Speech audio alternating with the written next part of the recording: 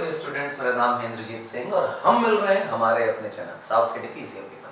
South city PCMB पर हम कर रहे हैं फिजिक्स, केमिस्ट्री, मैथ्स और बायोलॉजी के ईयर लॉन्ग लेक्चर सीरीज, यानी पूरे साल का कोर्स हम करेंगे आपके साथ, और वो भी आपके सिर्फ रिवीजन टाइम में। ध्यान दें, क्लास 12th आईएससी बोर्ड और 10th आईसीएसई बोर्ड, दो क्लासेस को हम टारगेट कर रहे हैं और बोर्ड एग्जामिनेशन के लिए हम आपको प्रिपेयर करने के लिए लेक्चर्स प्रिपेयर कर रहे हैं। हमें फॉलो करेंगे तो आय बाय शाय नहीं, जो एग्जैक्ट बोर्ड में आता है लिमिटेड, वो जो पेपर में आएगा, वो थ्योरी जो पेपर में आएगी, वो प्रॉब्लम्स जो पेपर में आएंगे, वो हम आपको कराएंगे यहाँ south city PCMB. Class 12th कहानी चल रही है मॉडर्न फिजिक्स की। स्टोरी चालू होती है रदरफोर्ड्स मॉडल और बिगनिंग ऑफ बोर मॉडल। तो शुरुआत जो है वो रदरफोर्ड मॉडल से करेंगे। पहली चीज है डिस्कवरी ऑफ न्यूक्लियस। तो सबसे पहले पहचानना चाहिए कि न्यूक्लियस क्या होता है। न्यूक्लियस सब एटॉमिक पार्ट है, एटम का छोटा सा पार्ट है ना।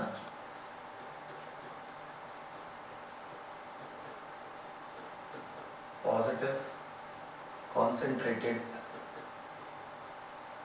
part of nucleus, part of atom। इस न्यूक्लियस में न्यूट्रॉन्स होते हैं और इस न्यूक्लियस में प्रोटॉन्स होते हैं। न्यूट्रॉन्स में कोई चार्ज नहीं होता, ये न्यूट्रल होते हैं। प्रोटॉन्स में चार्ज होता है, ये पॉजिटिवली चार्ज्ड होते हैं। एक प्रोटॉन पे मिलने वाला चार्ज इलेक्ट्रॉन के बराबर मगर पॉजिटिव नेचर का होता है, यानी 1.6 × 10⁻⁹ कूलम्स, मगर पॉजिटिव रहने वाला है। ये भी इंपॉर्टेंट बात है, ठीक। तो ओवरऑल न्यूक्लियस कैसा बन गया, एटम की बात नहीं कर रहा हूं,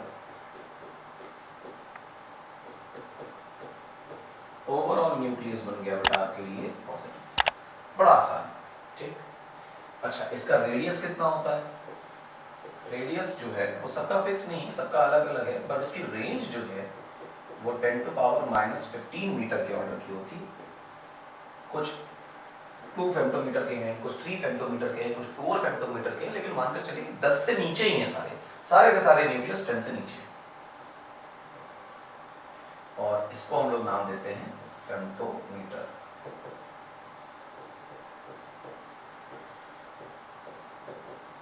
या फिर इसी को फर्मी बोलने लग जाते हैं, एक ही बात। ये इसका रेडियस साइज है। अच्छा, एटम के कंपैरिजन में क्या सीन है? आर ऑफ एटम की बातें करें, वो एंगस्ट्रॉम के ऑर्डर का होता था। एंगस्ट्रॉम का ऑर्डर मतलब 10⁻⁻10 मीटर्स का ऑर्डर। और आर ऑफ न्यूक्लियस की बातें करो तो क्या है? 10⁻⁻15 मीटर। तो अब अगर आर ऑफ एटम को ऊपर रख दो और आर ऑफ न्यूक्लियस को नीचे रख दो, तो 10⁻⁻10 डिवाइडेड बाय 10⁻⁻15 सॉल्व करोगे तो 10⁻5 मीटर के आसपास का वैल्यू है।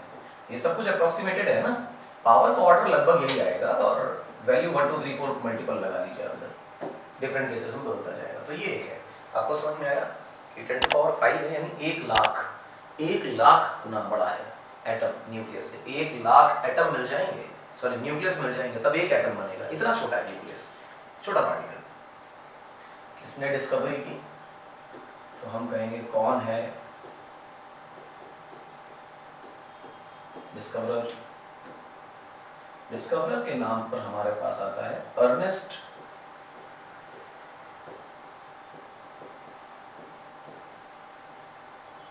रदरफोर्ड। अर्नेस्ट रदरफोर्ड इसकी डिस्कवरी करते हैं 1912 में, लिख भी देता हूं। और क्या डिस्कवरी करते हैं? वही एक्सपेरिमेंट बेटा जिसे हम Marsden Geiger alpha particle scattering experiment बोलते थे, वो एक्सपेरिमेंट का आपके सामने चित्र प्रस्तुत किया गया है। देखें इसे। गोल्ड के थिन फॉयल है, अल्फा पार्टिकल का सोर्स है, ये सर्कुलर टाइप का कुछ लगा दिया गया है और ये फ्लोरेसेंट स्क्रीन है। फ्लोरेसेंट स्क्रीन का मतलब ये है कि ZnS की कोटिंग है और इसमें जो भी चार्ज पार्टिकल आकर टकराएगा तो तय हो जाएगा कि यहाँ चमक पैदा होगी। उस चमक की इंटेंसिटी ये बताएगी कि कितने चार्ज पार्टिकल वहाँ आकर टकराए।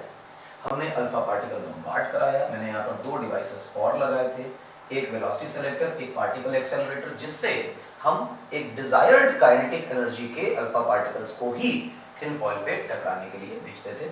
लास्ट लेक्चर में आपको ये भी बताया गया था कि जो गोल्ड फॉइल है उसकी thickness nearly 10 to power -7 metres के ऑर्डर की है। ये बहुत छोटा रेडियस, ये साइज है, माइक्रोमीटर से भी छोटा। बैक्टीरिया के जोन की बात है, बस थिकनेस को आप उसे देख नहीं पाएंगे, इतनी बड़ी। आप पाते हैं कि लगभग सारे के सारे पार्टिकल्स अनडेविएटेड या नियरली अनडेविएटेड, बहुत कम डेविएशन के साथ जाते हैं। Some of the particles are scattered with large angles, लेकिन ये बहुत कम है, and some of the angles are deviated by more than 90 degrees, और ये 20,000 में से एक है। अरे वाह, इतने कम। इससे क्या हुआ, तो मैंने लास्ट क्लास में आप लोगों को ये चीज़ करके बताई थी, तो आप लोग इस बात को ध्यान से देखें। सिखाया गया आपको लास्ट क्लास में इस तरह का कुछ सीन कि ये आपके लिए न्यूक्लियस है। उनका कहना था कि एटम अगर थॉमसन मॉडल के जैसा है तो फिर इसका मतलब ये हुआ कि पॉजिटिव चार्ज पूरा स्कैटर्ड है। अगर अल्फा पार्टिकल की पिक्चर को देखोगे तो अल्फा पार्टिकल की पहचान ये है कि इसके आधार कार्ड में 2 प्रोटॉन लिखे हैं, 2 न्यूट्रॉन लिखे हैं। मास नंबर देखोगे तो 4 दिखाई देगा, एटॉमिक नंबर देखोगे तो 2 दिखाई देगा, और अगर चार्ज देखोगे तो चार्ज की जगह दिखाई देगा +2e, क्योंकि प्रोटॉन प्रोटॉन है, इलेक्ट्रॉन तो इसके पास है नहीं, न्यूट्रॉन पे कोई चार्ज होता नहीं। तो अल्फा पार्टिकल पॉजिटिव चार्ज, उसे कोई डिफ्लेक्ट कर रहा है तो खुद भी पॉजिटिव होगा। तो अंदाजा यही है कि हमारा एटम उसे डिफ्लेक्ट कर रहा है। अब एटम क्योंकि उसे डिफ्लेक्ट कर रहा है तो एटम का सीन क्या है, एटम में थॉमसन मॉडल के अकॉर्डिंग चारों तरफ पॉजिटिव चार्ज है, उसमें कहीं कहीं इलेक्ट्रॉन नेगेटिव पार्ट फंसा हुआ है। अगर पॉजिटिव चार्ज चारों तरफ फैला है, स्कैटर्ड है ना, डिस्ट्रीब्यूटेड है, तो डिस्ट्रीब्यूटेड चार्ज इतनी स्ट्रॉन्ग इलेक्ट्रिक फील्ड क्रिएट नहीं कर सकता कि ये 28 मेगा इलेक्ट्रॉन वोल्ट के काइनेटिक एनर्जी के अल्फा पार्टिकल्स को इतना लार्ज एंगल पे डिफ्लेक्ट कर पाए। इतने लार्ज एंगल पे डिफ्लेक्शन के लिए स्ट्रॉन्ग इलेक्ट्रिक फील्ड चाहिए, जिसकी वजह से वो समझाते हैं कि जितना भी पॉजिटिव चार्ज किसी एटम में है वो एक बहुत छोटी विसिनिटी के अंदर, बहुत छोटे से जोन के अंदर, बहुत छोटे से वॉल्यूम के अंदर स्टोर्ड है, जिसकी वजह से वो डिस्ट्रीब्यूटेड चार्ज ना होकर एक कॉन्सेंट्रेटेड चार्ज है। और जो कॉन्सेंट्रेटेड चार्ज का जोन है, इस जोन ही इन्होंने न्यूक्लियस कहा, और इसी न्यूक्लियस का रेडियस इन्होंने 10 टू पावर -15 मीटर्स कहा। यानी कि अब मैं बिल्कुल करेक्ट डायग्राम तो नहीं बना पाऊंगा, उसका रीजन ये है कि ये एटम का आप मान लीजिए कि कुछ ऐसा सीन है ना, इसके चारों तरफ इलेक्ट्रॉन रहेंगे, कुछ ऐसा। अब इसी में आप अंदाजा लगाइए कि कोई अल्फा पार्टिकल है जो बहुत दूर से आ रहा है, तो बड़ा कम डिफ्लेक्शन या नियरली अनडेविएटेड चला जा रहा है। इस प्रकार से एरो भी बना सकते हैं आप। जो ज्यादा नजदीक आएगा उसमें डिफ्लेक्शन आई होप ज्यादा होगा, क्योंकि जितना पॉजिटिव चार्ज पॉजिटिव के पास आएगा it will experience more and more repulsion. अब कोई आदमी बहुत करीब आया तो बहुत ज्यादा मुड़ गया, कोई आदमी बहुत करीब आया तो बहुत ज्यादा मुड़ गया, कोई आदमी बिल्कुल नजदीक आ गया, it will deviate like this, और कोई आदमी अगर हेड ऑन ही कोलिजन कर जाएगा तो इट विल गो अपने ही बात पर वापस 180 डिग्री डेविएशन। ये केस बहुत रेयर है लेकिन हो सकता है, पॉसिबिलिटी की बात। और ये एक्सपेरिमेंट्स के जो रिजल्ट्स हैं वो तभी ट्रू हो सकते हैं। पहली बात तो ये जो हैवी डेविएशन है, ये जो हैवी डेविएशन है, ये हैवी डेविएशन तभी संभव है, ये वाला है ना, जब ये कॉन्सेंट्रेटेड होता, और कॉन्सेंट्रेटेड में सारे के सारे नियरली अनडेविएटेड जा रहे हैं। इसका मतलब ये जो जोन है, जिस जोन के पास का डेविएशन ज्यादा है, ये पास के डेविएशन ज्यादा अगर नहीं है, इसका मतलब ये जोन बहुत छोटा होना चाहिए। अगर जोन छोटा नहीं है तो फिर तो डेविएशन ज्यादा मिलना चाहिए। एक्सपेरिमेंट्स में मिलता है कि हाँ भाई डेविएशन ज्यादा नहीं होता, तो इसका मतलब ये बहुत छोटा जोन है। कैसे निकाला गया इसे कैलकुलेट करने का एक बढ़िया तरीका बताया गया। कहा गया कि यार तुम जरा अल्फा पार्टिकल पार्टिकल को बम्बार्ड करा। इसको विचार करो इस पे थोड़ा। तो सबने कहा क्या विचार करें, तो देखो क्या विचार करना है। ये न्यूक्लियस है ना, इसमें कुछ पॉजिटिव चार्ज होगा। लॉजिकली इसमें पॉजिटिव चार्ज प्रोटॉन्स का है, तो इसका जो चार्ज है वो E टाइम्स Z। E तो चार्ज ऑफ प्रोटॉन है और Z का मतलब इसका एटॉमिक नंबर। एटॉमिक का नंबर का मतलब होता है नंबर ऑफ प्रोटॉन्स। अब कुछ प्रोटॉन्स बम्बार्ड किए जाएं, अल्फा पार्टिकल बम्बार्ड किए जाएं प्रोटॉन में, इस तरह बम्बार्ड किए गए इन्फिनिटी से कोई चार्ज Q जिसका मास m है, जिसको किसी v0 वेलोसिटी से इन्फिनिटी से भेजा गया। ये पास आते आते आते आते कहीं पर जाकर रुक जाएगा ड्यू टू रिपल्शन। वो प्लस ये प्लस रिपल्शन हो रहा है, वो रिटार्ड हो रहा है, कभी ना कभी रुक जाएगा। रुकने के बाद ये जो डिस्टेंस है, ये डिस्टेंस वो है जिसे क्लोजेस्ट अप्रोच बोला जा रहा है। ठीक,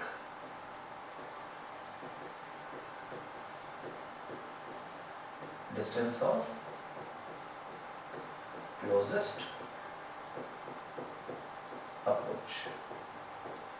अब डिस्टेंस ऑफ क्लोजेस्ट अप्रोच क्या है कि इससे ज्यादा पास हमारा चार्ज नहीं जा पा रहा। तो एक काम करो, अगर और ज्यादा पास भेजना हो तो हमारी जो वेलोसिटी है इसे इंक्रीज करो। जितनी ज्यादा वेलोसिटी बढ़ाते जाओगे न्यूक्लियस के और पास और पास और पास आता जाएगा, और फिर रुक करके रिपेल होके वापस भी हम लोग उसको देख पाएंगे। अब यहाँ पर देखो कि पास होते होते होते होते हमारा जो पार्टिकल है वो कितना अंदर जा सकता है, इससे अंदर नहीं जा सकता, क्योंकि यहाँ तो बाउंड्री आ गई। अब तो न्यूक्लियस से टकरा जाएगा और टकरा कर वापस आ जाएगा, या तो न्यूक्लियस की बाउंड्री से टकरा के उसके अंदर घुस जाएगा, तो एक चार्ज पार्टिकल न्यूक्लियस में एंटर करेगा, which is very much difficult, लेकिन वो वापस नहीं आएगा। तो अगर कोई पार्टिकल लौट कर वापस भी आ रहा है और वो क्लोजेस्ट भी जा रहा है, चाहे जितनी काइनेटिक एनर्जी बढ़ा दो, इससे ज्यादा पास नहीं जा पा रहा, इसका मतलब ये है कि ये जो दूरी है ये वो मैक्सिमम दूरी है जो हमारे न्यूक्लियस के सेंटर से हो सकती है। और मैक्सिमम दूरी का मतलब यही तो हमारा रेडियस हो गया ना न्यूक्लियस का, और जिसे तुम रेडियस ऑफ न्यूक्लियस बोलते हो वही न्यूक्लियस का साइज है, जिसे हम डिस्टेंस ऑफ क्लोजेस्ट अप्रोच बोल रहे हैं। सर वो तो आपने बड़ा दिखाया है, वो तो पहले केस के लिए बड़ा दिखाया कि हमने कम काइनेटिक एनर्जी के साथ भेजा था, ज्यादा काइनेटिक एनर्जी के साथ भेजते तो यहां तक चला जाता। ठीक, तो केस सारा क्या बना, शुरुआत में हमारे पास कुछ पोटेंशियल एनर्जी थी जीरो। कारण ये है कि एक न्यूक्लियस हमारे पास है, एक इंफिनिटी पे है। चार्जेस अगर इनफिनिट डिस्टेंस पे हो तो पोटेंशियल एनर्जी का लॉजिक नहीं है। और काइनेटिक एनर्जी जो थी वो थी हाफ mv0², ये हम जानते थे। ठीक, इक्वल टू लास्ट में काइनेटिक एनर्जी जीरो हो जाती है। उसका कारण ये है कि वो क्लोजेस्ट अप्रोच पर आ जाती है, और फिर ये लिखा जाएगा पोटेंशियल एनर्जी 1/4πε0, न्यूक्लियस का चार्ज Ze, इलेक्ट्रॉन का charge E divided by R minimum. Electrostatics में फॉर्मूला पढ़ के आए, कोई बड़ी बात नहीं। अब R मिनिमम की जगह क्या लिखा जाएगा, 1/4πε0 Ze² upon mv0² into 2, and this is what you get as your distance of closest approach। और ये डिस्टेंस ऑफ क्लोजेस्ट अप्रोच अगर गलती से वो वाली हो गई ना बेटा, जैसे तुम बात का न्यूक्लियस का रेडियस बोल रहे थे, तो फिर एग्जैक्टली यही डिस्टेंस ऑफ क्लोजेस्ट अप्रोच तुम्हारे लिए रेडियस ऑफ न्यूक्लियस बन जाएगी।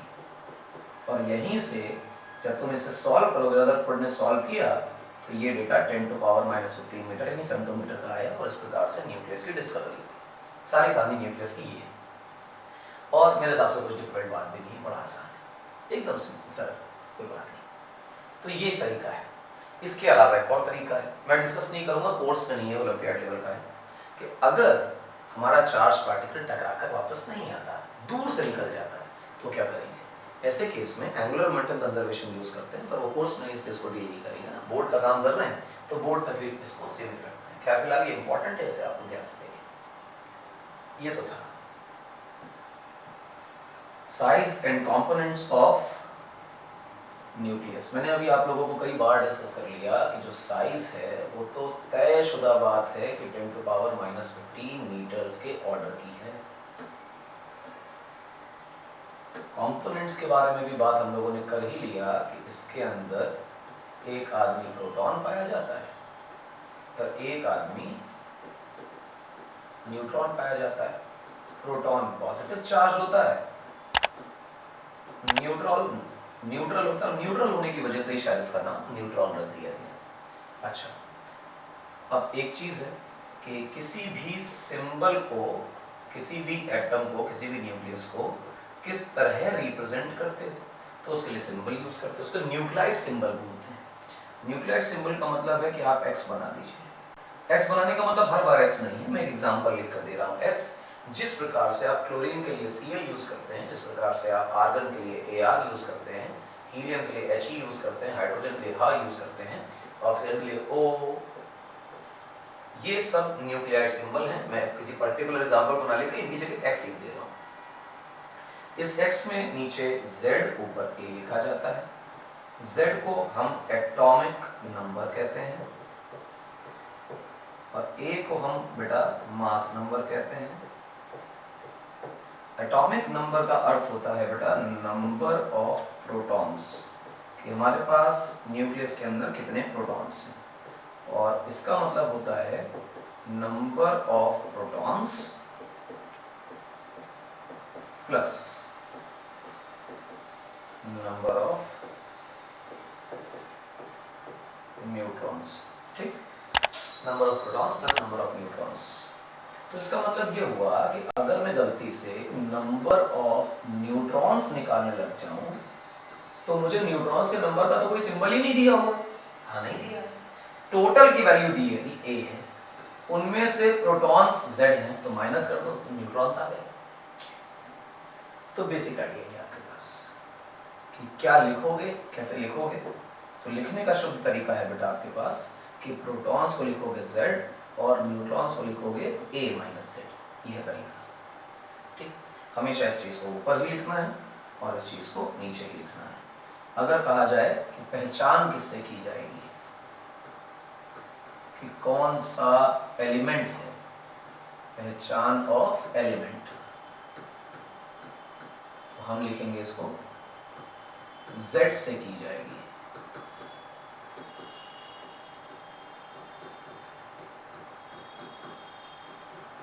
एलिमेंट की पहचान जो है वो Z से की जाएगी। Z का मतलब एटॉमिक नंबर से, यानी प्रोटॉन्स कितने हैं ये मैटर करता है।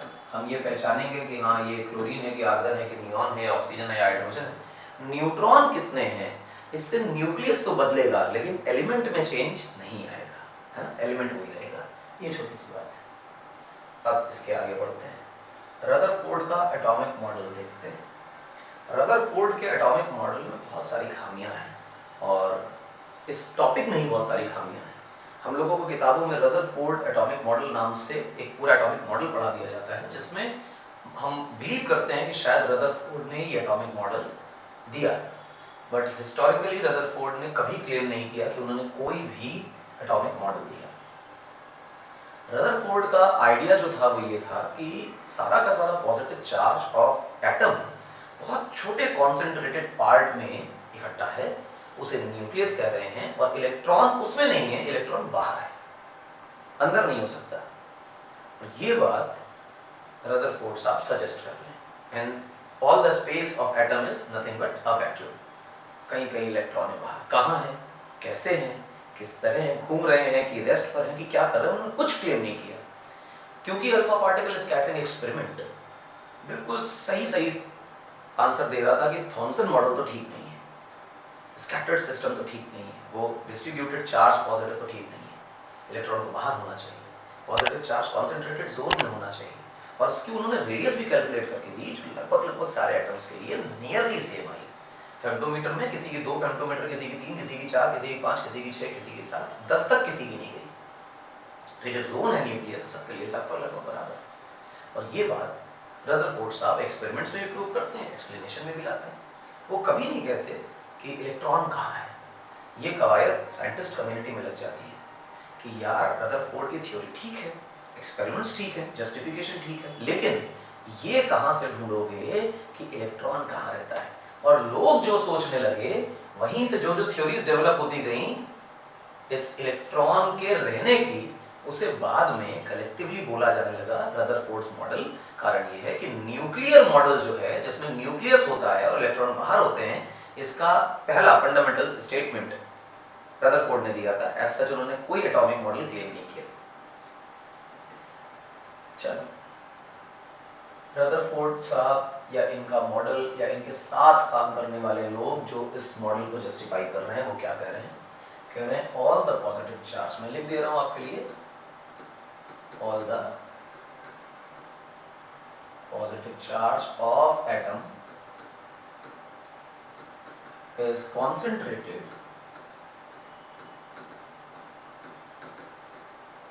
in a tiny zone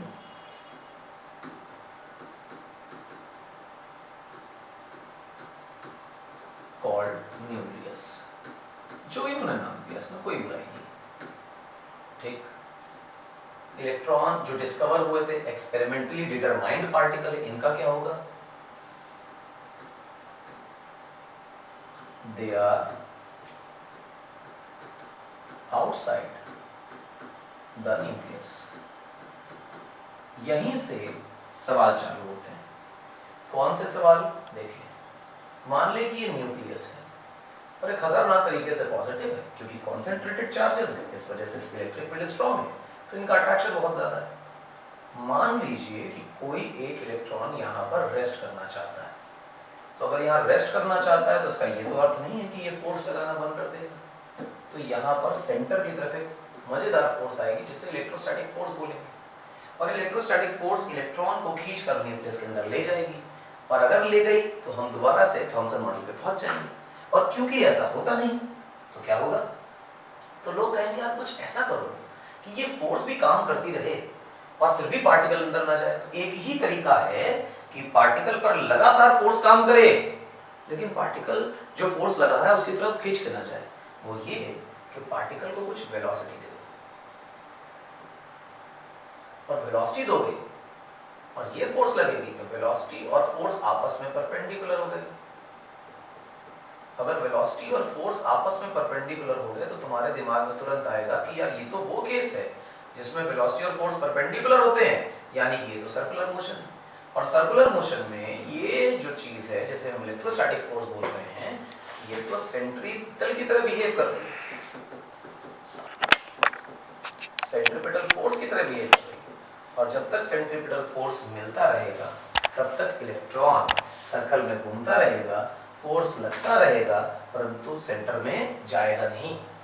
तो यानी कि हम ये कह सकते हैं कि electrons important, electrons revolve around nucleus in circular orbits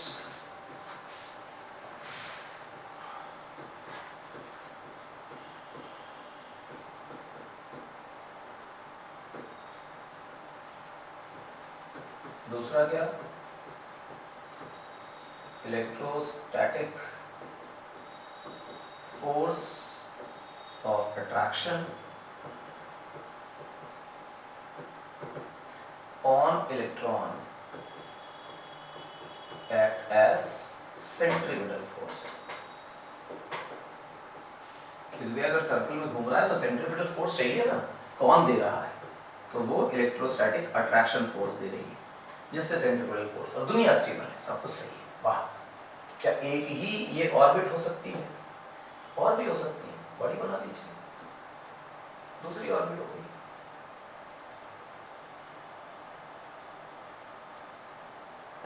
दूसरी ऑर्बिट बना दी आपने, छोटी ऑर्बिट बना दी है। लेट्स ड्रॉ छोटी ऑर्बिट। तो आपने छोटी ऑर्बिट बना दी। We have different variety of orbits, और डिफरेंट ऑर्बिट्स में इलेक्ट्रॉन्स सर्कुलर मोशन कर रहे हैं। ये बातें उन्होंने समझाई। अब यहाँ से रदरफोर्ड का मॉडल है, 3-4 पॉइंट्स इंपॉर्टेंट है, खेल खत्म है, सब कुछ हो जाता है। यहाँ से रदरफोर्ड मॉडल से अगर हम सेटिस्फाई होते हैं कि हाँ ये मॉडल निकल आया जो नया है और जस्टिफाइड है, तो इसका मतलब ये है कि एटम्स से रिलेटेड जितने फिनोमेना हैं, इस मॉडल के आधार पर उनके जस्टिफिकेशंस, एक्सप्लेनेशंस मिल जाने चाहिए। अगर हमारा मॉडल किसी तरह के जस्टिफिकेशन को देने में मतलब लायक नहीं है, या we are not able to deduce की इससे ये एक्सप्लेन हो जाता है, तो शायद उस मॉडल में कुछ खामियां हैं और हम उन खामियों को दूर करने के लिए उसे और रेक्टिफाई करते हैं, नया मॉडल लेकर आते हैं। तो रदरफोर्ड के इस छोटे से मॉडल से, इसको ऑर्बिटल मॉडल बोला जा रहा है, इस ऑर्बिटल मॉडल को हम कहते हैं कि कुछ क्वेश्चन है हमारे पास, इस थ्योरी से उसे एक्सप्लेन करके बताइए। सबसे पहली बात, ड्रॉबैक्स ऑफ रदरफोर्ड। ड्रॉबैक का मतलब कमियां। कमियां तब जब हम सवाल पूछें और मॉडल जवाब ना दे पाए। सवाल पूछने पर मॉडल जवाब ना दे पाए मतलब जस्टिफिकेशन नहीं है मॉडल के पास, यानी कि मॉडल में कमियां हैं, ड्रॉबैक्स। वो कैसे? किन सवालों का जवाब हमारा मॉडल नहीं दे पाता? पहली बात,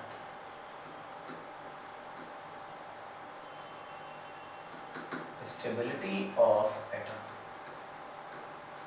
एटम की स्टेबिलिटी के बारे में कुछ खास बढ़िया जानकारी नहीं है, ठीक। दूसरी बात,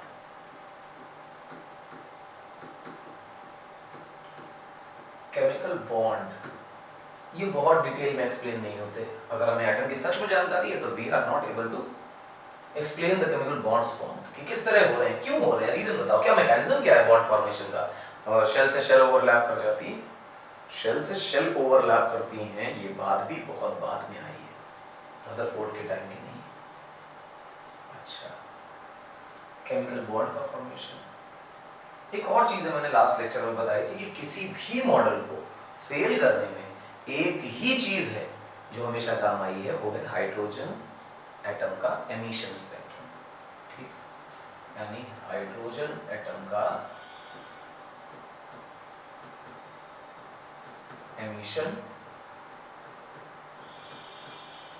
स्पेक्ट्रम।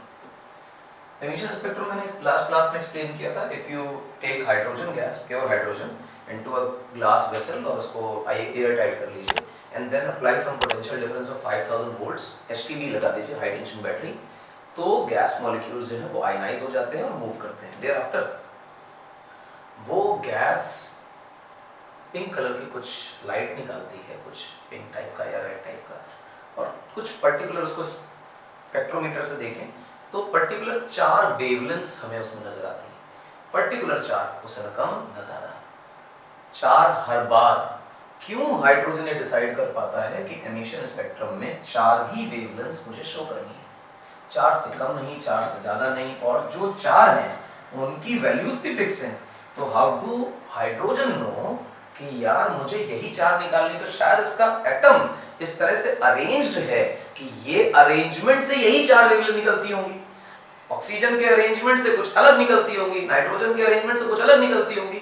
ये साइंटिस्टों का मत था।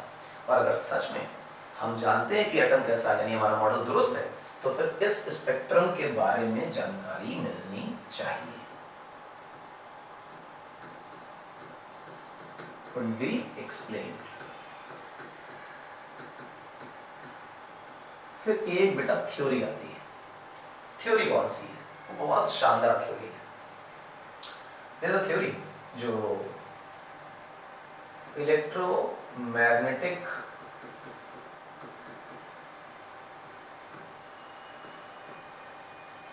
Wave theory. ये इलेक्ट्रोमैग्नेटिक वेव थ्योरी आखिर चीज क्या है वो बताओ। तो बड़ा सिंपल सा है, ये थ्योरी जो है वो मैक्सवेल साहब की दी हुई है, और मैक्सवेल साहब कहते हैं कि electromagnetic waves are nothing but source of energy, जिसे हम रेडिएशन ऑफ प्लैंक लॉ में इसको पार्टिकल बना दिया हमने वो, और एनर्जी का सोर्स है। और ये क्या है? इनमें इलेक्ट्रिक फील्ड और मैग्नेटिक फील्ड होती है। जनरेट कैसे होती है? चार्ज के ऑसिलेशन,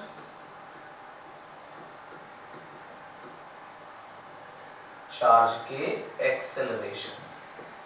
मतलब चार्ज में, किसी भी चार्ज पार्टिकल में अगर किसी तरह का एक्सेलरेशन है, तो if a charge particle accelerates by any amount, तो वो इलेक्ट्रोमैग्नेटिक वेव रेडिएट करेगा, यानी उसमें से कुछ अमाउंट ऑफ एनर्जी रेडिएट हो जाएगी, निकल जाएगी, और जो एनर्जी निकलेगी उतने अमाउंट से लगातार हमारे पार्टिकल की एनर्जी कम होती जाएगी। कुछ एनर्जी रेडिएट कर रहा है तो लॉजिकली अपनी एनर्जी कम हो जाएगी और काइनेटिक एनर्जी गिरती जाएगी। अगर ऐसा है तो look at the Rutherford's model. ये न्यूक्लियस है बीच में और ये इलेक्ट्रॉन है, electron being in circular path with some constant velocity v, experiencing some force towards the nucleus called Fc centripetal, which is provided by electrostatic force of attraction only. तो ये acceleration काम force काम कर रहा है, force का formula mv squared by r है, ये फोर्स का फॉर्मूला है. If I say what is acceleration, it is v squared by r. किस पर है ये acceleration? On electron. Electron charge particle है कि न्यूट्रल पार्टिकल है? नेगेटिवली चार्ज पार्टिकल है. बहुत नेगेटिविटी है इसके अंदर, मतलब चार्ज एक्सेलरेट कर रहा है, तो लॉजिकली उसे क्या निकालना चाहिए? Electromagnetic wave. If the electron starts to emit electromagnetic wave somewhere, किस डायरेक्शन में निकालेगा? It is not really preferred. तो हर डायरेक्शन में आप इलेक्ट्रोमैग्नेटिक वेव सोच सकते हैं, और हर डायरेक्शन में अगर इलेक्ट्रोमैग्नेटिक वेव कॉन्टिन्यूअसली निकाली जा रही है तो हमारे इलेक्ट्रॉन बाबू की जो टोटल एनर्जी है उसमें लगातार कमी आ रही है. कारण ये है कि वो एनर्जी को रेडिएट कर रहा है. And if the kinetic energy of the particle really decreases, तो फिर उसकी वेलोसिटी घट जाएगी और सर्कल में घूमते रहने के लिए उसे अपनी रेडियस को कम करना पड़ेगा. ठीक, लॉजिकली कम करना पड़ेगा. और रेडियस को कम करना है, रेडियस को कम करना है, रेडियस को कम करना है. लगातार एनर्जी निकाल रहा है तो रेडियस कम होती जाएगी, रेडियस कम होती जाएगी, and it will collapse sometimes into nucleus. अरे ये तो लॉजिकल है पर सही नहीं है, क्योंकि अगर इलेक्ट्रॉन न्यूक्लियस के अंदर कोलैप्स कर ही जाता, इलेक्ट्रॉन भी हमारे एटम में ही मिलता है, बात ही खत्म हो जाती. फिर तो थॉमसन मॉडल पहुंच गया ना. ये बाहर कहाँ रहा पॉजिटिव चार्ज से? प्रैक्टिकली पाया जा रहा है कि इलेक्ट्रॉन पॉजिटिव चार्ज से दूर है, बाहर न्यूक्लियस के. बट अगर ऐसा सर्कल सोचें तो इलेक्ट्रोमैग्नेटिक वेव थ्योरी सजेस्ट करती है कि नहीं, घूमते घूमते अंदर चला जाएगा. तो ये एक ड्रॉबैक है जिसे वो एक्सप्लेन नहीं कर पा रहे हैं कि इलेक्ट्रोमैग्नेटिक वेव थ्योरी के हिसाब से उसे अंदर चला जाना चाहिए. एक्सपेरिमेंट से सजेस्ट कर रहे हैं कि वो अंदर नहीं जा रहा है, तो क्यों नहीं जा रहा है? He couldn't explain the collapse of electron into nucleus as suggested by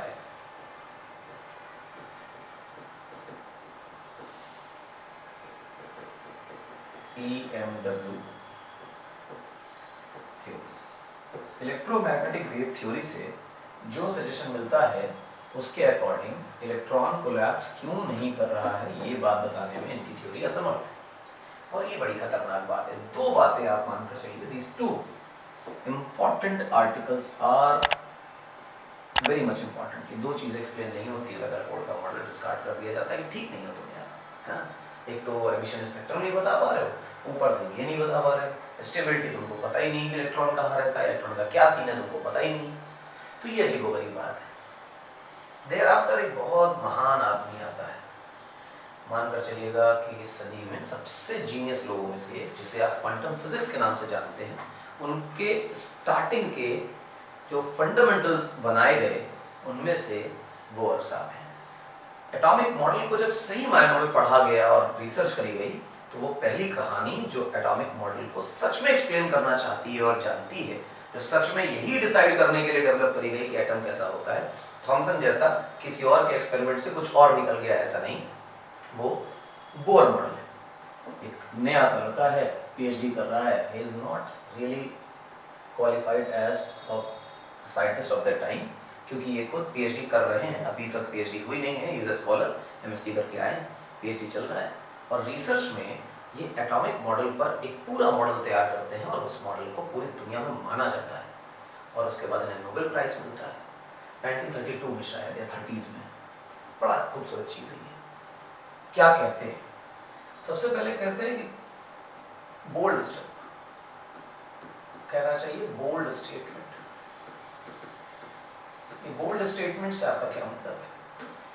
उल्टी सीधी बातें नहीं बोल रहे हैं, ये साइंस के मुकाबले में, साइंस के लैंग्वेज में कहा जाए कि बोल्ड बातें बोल रहे हैं. क्या बोल्ड बातें इन्होंने बोली? पहले कहा कि जो क्लासिकल फिजिक्स न्यूटन के लॉज, इलेक्ट्रोमैग्नेटिक वेव की थ्योरी जो आप पढ़ रहे हैं और उसे सही मान रहे हैं, एक्चुअली ये दुनिया सच नहीं है। यानी कि ये जो लॉज की थ्योरी है ये 100% एक्यूरेट नहीं है। यानी दुनिया के जो भी फिनोमेना हैं वो इनसे ना एक्सप्लेन हो पाएंगे ना इनसे गवर्न होते हैं।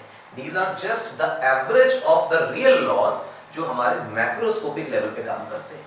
जो रियल लॉज है उनका अप्रोक्सीमेशन करो, जो हमारे अपनी जो रेंज है 10 to power 1 10 to power 2 metres वाली जो दुनिया हमारी दुनिया मैक्रोस्कोपिक, इसमें जो नियम काम कर रहे हैं ये नियम एवरेज हैं उन नियमों के जो नियम असली हैं। वो हर जगह काम करते हैं, ये हर जगह काम नहीं करते, इसलिए these laws are not 100% correct. ये किसी कंडीशन पे जाके गलत साबित हो जाते हैं, यानी कि एटॉमिक लेवल पे जाके, न्यूक्लियर लेवल पे जाके, मॉलिक्यूलर लेवल पे जाके, छोटे पार्टिकल्स की दुनिया में ये क्लासिकल लॉज, न्यूटन की theory, electromagnetic wave theory are not just correct, ये सही नहीं। ठीक, he discarded classical laws.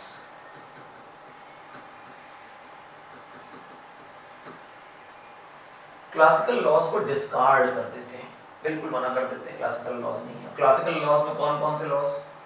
तो दो छोटे सरल नियम हैं कि न्यूटन लॉज,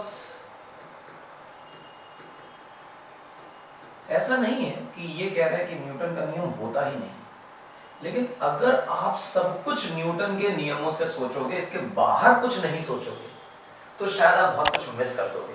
न्यूटन का नियम काम करता है तो ठीक है, लेकिन न्यूटन के अलावा बहुत कुछ है। और दूसरी कौन से क्लासिकल लॉज को मना कर रहे हैं? कह रहे हैं इलेक्ट्रोमैग्नेटिक वेव की थ्योरी। ये इलेक्ट्रोमैग्नेटिक वेव की जो थ्योरी है ये सब सही है, इसमें कोई खराबी नहीं इस थ्योरी में, लेकिन ये थ्योरी 100% करेक्ट है और इसी से सब एक्सप्लेन हो जाएगा, ये मानना गलत है। अच्छा, मतलब चीजें एक्सप्लेन हो सकती हैं, पर बहुत सारी चीजें ऐसी हैं जो हमें नहीं पता है और वो इससे एक्सप्लेन नहीं होंगी, इसे एक्सेप्ट करना पड़ेगा। What he then stated, he proposed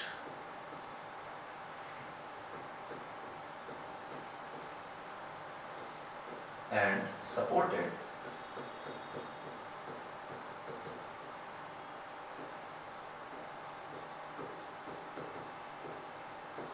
quantum law of observables।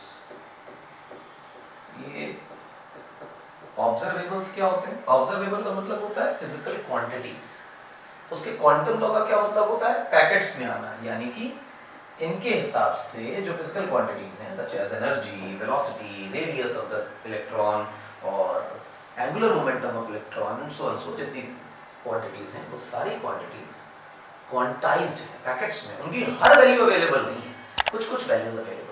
Her value क्यों अवेलेबल नहीं है? न्यूटन तो कहता है कोई भी काइनेटिक एनर्जी हो सकती है, ये कहते हैं नहीं, कुछ हो सकती है, सब नहीं हो सकती। ये क्यों नहीं हो सकती? थोड़ा सा स्तर बढ़ेगा, आप ग्रेजुएशन में जाएंगे तो इसका लॉजिक भी जान जाएंगे, but the fundamental law says कि energy, angular momentum, velocity, radius, force etcetera, potential energy, kinetic energy, सबकी हर वैल्यू अचीवेबल नहीं है। There are some specific values which are acquired by particles and there are many values which a particle cannot attain any time, कभी भी attain नहीं कर सकता। अच्छा, ये तो खतरनाक प्रपोजल डाल दिया इन्होंने तो थ्योरी को बदल दिया। जवाब ये है कि हाँ, थ्योरी को तो इन्होंने बदल दिया, इसमें कोई प्रॉब्लम नहीं। तो क्वांटम थ्योरी से जो ये अब सजेशंस देंगे उसे हम नाम देंगे बोर्स मॉडल, और ये पूरी तरह से अपनी थ्योरी जो है वो ये एक्सप्लेन करने में लगाएंगे कि एटॉमिक मॉडल क्या है, इधर उधर आए बाएं शाएं की थ्योरी नहीं होगी। दूसरी बात, इनके दिमाग में ये भी बात चलती है कि यार हाइड्रोजन स्पेक्ट्रम को एक्सप्लेन कोई नहीं कर रहा है, तो draw some outline of a model जो अपने एसम्पशंस और इक्वेशन से वो चार वेवलेंथ्स सॉल्व करके दिखा दे, और जिसने उस चार को डिकोड किया ओरिजिनल स्ट्रक्चर पे पहुंच गया। तो बेस्ड ऑन हाइड्रोजन एटम, यानी सारे असम्पशंस, सारी कैलकुलेशंस, सारे एक्सपेरिमेंट्स किसके लिए हैं? हाइड्रोजन एटम्स के लिए। Talk about hydrogen atoms, hydrogen में एक इलेक्ट्रॉन होता है, this is single electron species atom. अगर हाइड्रोजन के लिए कुछ भी ट्रू है तो वो सिर्फ तभी ट्रू है जब हमारे एटम के पास एक ही इलेक्ट्रॉन हो, एक से ज्यादा इलेक्ट्रॉन ना हो। तो ये सिंगल इलेक्ट्रॉन स्पीशीज जो होंगी उनके लिए ये मॉडल ट्रू है। यानी हाइड्रोजन को छोड़कर मानकर चलेंगे जिस जिस एटम में एक इलेक्ट्रॉन होता, सब किसी में नहीं होता, अबे होता है यार। हीलियम का एक इलेक्ट्रॉन निकाल दो He+, लिथियम को 2 निकाल दो Li+2, ये सब सिंगल इलेक्ट्रॉन स्पीशीज हो गए। जिनमें सिंगल इलेक्ट्रॉन स्पीशीज हैं इन सब का मॉडल सिर्फ वही काम करेगा। हिस्टोरिकली सिंगल इलेक्ट्रॉन स्पीशीज पे सोच के नहीं बनाया गया था, इन्होंने सारा का सारा जो कैलकुलेशन है वो हाइड्रोजन एटम को एक्सप्लेन करने के लिए किया था, इसलिए ये हाइड्रोजन एटम एटॉमिक मॉडल भी कई जगह पे बोला जाता है। फिलहाल ये बिगनिंग है इसकी बोर्स क्वांटम मॉडल की, एटॉमिक मॉडल की। अगले लेक्चर में core and core Bohr model के पोस्टुलेट्स, उनकी कुछ calculations, velocity, energy, kinetic energy, total energy, फलाना फलाना फलाना पता नहीं क्या क्या सब कुछ हटा देंगे और एक ही लेक्चर में पूरा बोर मॉडल निपटा देंगे। इसके बाद एक सेशन न्यूमेरिकल पे दे देंगे, खेला खत्म, पैसा आ जाए। बोर मॉडल से न्यूमेरिकल, डेरिवेशन सब कुछ आता है। 2 लेक्चर देखेंगे, गारंटी से पेपर में सवाल आएगा। फिलहाल हम क्लास में यहाँ ओवर कर रहे हैं बेटा, पूरी क्लास अच्छी खासी टाइम की हो गई। जस्ट साउथ सिटी पीसीएमबी को शेयर सब्सक्राइब करते रहिए, लाइक भी करते रहिए। यकीन मानिए कि जो टीचर आपको पढ़ा रहे हैं इस चैनल पर वो इतने क्वालिफाइड हैं कि टॉपर्स और जोन टॉपर्स, सिटी टॉपर्स बनाते आए हैं और जो पढ़ा रहे हैं और जितना पढ़ा रहे हैं इसके आए बाएं शाएं कुछ नहीं आएगा। जो यहाँ है इस बोर्ड पे लिखा है वही आपके पेपर में आएगा। तो आज के लेक्चर को बच्चा हम ओवर करते हैं और आपसे रिक्वेस्ट करते हैं कि फॉलो करिए, पुराने लेक्चर्स को देखिए, देखने से आपको बहुत बेनिफिट मिलेगा। जो भी कंटेंट आपका छूट गया है जस्ट हमारे वीडियोस देख लीजिए, दोबारा नहीं पूछना पड़ेगा। मिलेंगे अगले लेक्चर में, फॉलो करते रहिए।